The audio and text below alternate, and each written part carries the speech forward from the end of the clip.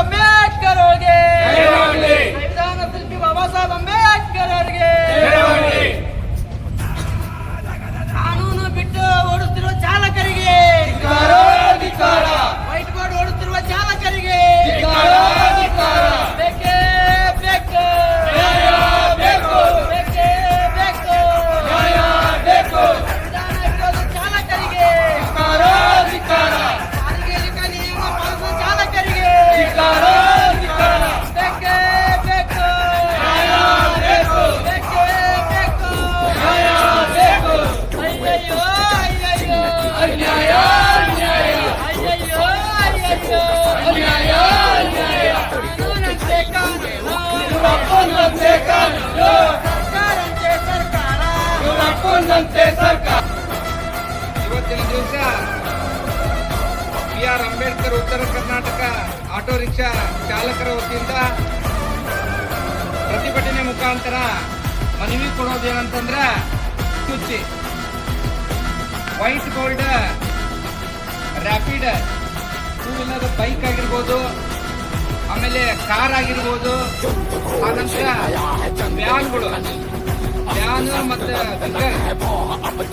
ಟಾಟಾ ಇವರೆಲ್ಲ ಏನ್ ಮಾಡತ್ತಾರೆ ಅಂತಂದ್ರೆ, ಎಲ್ಲೋ ಬೋರ್ಡ್ ಇದ್ರೆ ಮಾತ್ರ ಸ್ಕೂಲ್ ಹುಡುಗರನ್ನ ಹೊಡೆಯೋದು, ಆಮೇಲೆ ಪ್ಯಾಸೆಂಜರ್ ಹಾಕೊಂಡು ಹೋಗೋದು. ವೈಟ್ ಬೋರ್ಡ್ ಎಲ್ಲಿ ಅಂತಂದ್ರೆ ಇವ್ರ ಫೋನ್ ಆದ್ರೆ ಇಲ್ಲೇನ್ ಮಾಡತ್ತಾರೆ ಅಂದ್ರೆ, ಹಲವಾರು ವರ್ಷಗಳಿಂದ ವೈಟ್ ಬೋರ್ಡ್ ಈ ಟಾಟಾ ಮ್ಯಾಜಿಕ್ ಮಿನಿ ವ್ಯಾನ್ ಇಂಥದ್ರೊಳಗೆಲ್ಲ ಸಣ್ಣ ಚಿಕ್ಕ ಚಿಕ್ಕ ಹುಡುಗರನ್ನ ಕುಂತ್ಕೊಂಡು ಶಾಲೆಗೆ ಬಿಡುವಂತಹದ್ದ ಕೆಲಸ ಆಗ್ತದೆ. ಅಕಸ್ಮಾತ್ ಆಗಿ ಆ ಹುಡುಗರಿಗೆ ಏನಾದ್ರೂ ಆತಂತಂದ್ರೆ, ಈಗ ಬರುವಂತ ಒಂದು ಹಾದಿಯೊಳಗ ಆಕ್ಸಿಡೆಂಟ್ ಆತಂತಂದ್ರೆ ಅದಕ್ಕೆ ಯಾವ್ದು ಕ್ಲೇಮ್ ಆಗೋದಿಲ್ಲ. ಇದು ಪೂರ್ತಿ ಕಾನೂನು ಬಾಹಿರ.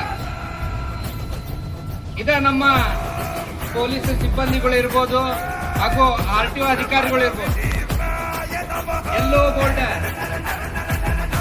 ವಾಹನಗಳನ್ನ ತಡೆದು, ಅದು ಕಾನೂನು ಬಾಹಿರ, ತಡೆದು ನಿಲ್ಲಿಸೋದ ಕಾನೂನು ಬಾಹಿರ, ತಡೆದು ನಿಲ್ಲಿಸಿ ಎಲ್ಲ ಪರಿಶೀಲನೆ ಮಾಡ್ತಾರೆ.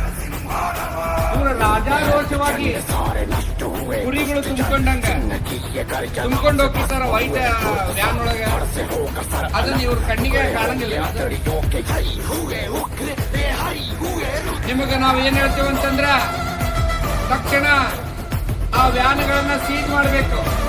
ಎಲ್ಲಾ ಸ್ಕೂಲ್ಗಳಲ್ಲಿ ತಾವು ಒಂದೊಂದು ಸಿಬ್ಬಂದಿಗಳನ್ನ ನೇಮಿಸಬೇಕು. ನೇಮಿಸಿ ಅದನ್ನ ಸೀಜ್ ಮಾಡಿ ಸೂಕ್ತ ಕಾನೂನು ಕ್ರಮ ಜರುಗಿಸಬೇಕು. ಇಲ್ಲ ಅಂತಂದ್ರೆ ನಮ್ಮ BR ಅಂಬೇಡ್ಕರ್ ಉತ್ತರ ಕರ್ನಾಟಕದ ಚಾಲಕರ ವತಿಯಿಂದ ಉಗ್ರವಾದ ಹೋರಾಟ ಮಾಡಬೇಕಾಗುತ್ತೆ.